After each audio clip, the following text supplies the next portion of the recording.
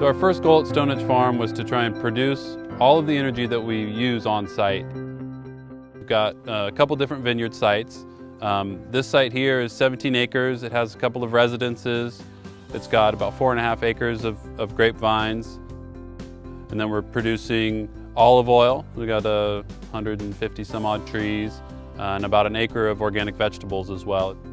Solar was clearly a good option for us, and then fuel cells just came along right next to it as something that would run 24/7. It really was a good fit for us. Our fuel cell is used to power one of our ag pumps. So the largest user here on this property of electricity is our pumping for irrigation. Off-peak, in the middle of the night, we're pumping, we're filling tanks. The solar offsets our peak during the warm part of the day when the demand on the grid is the highest. So it's a nice complementary system.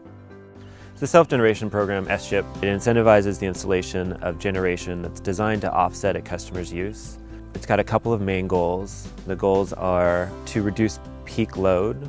So if you can reduce load on the utility grid, the electric distribution system at times when it's the highest. If you can reduce the load on those systems by putting generation on customer sites, you can actually create a more reliable and stable electric distribution system.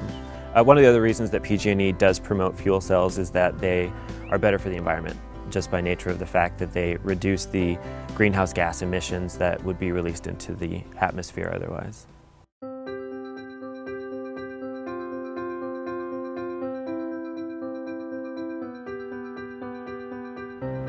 One of the things that the Trincheros have done lately is we've taken on a real active interest in the environment.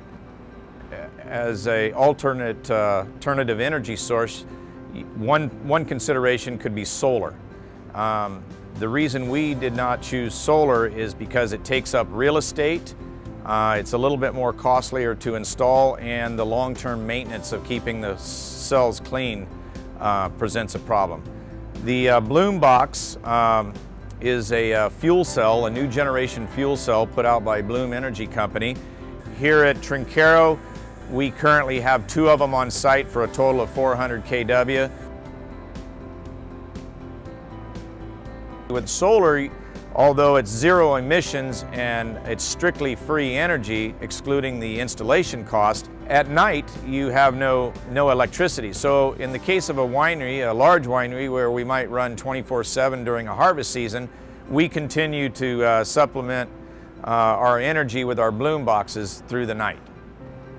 The nice thing about the program is you can apply for incentives prior to even beginning work. You know that there are funds on hold for you before you even start your project. For our owner, there's a strong interest in producing local food, and energy comes in step with that. We have to find ways to produce everything more locally, and that's we believe, the future.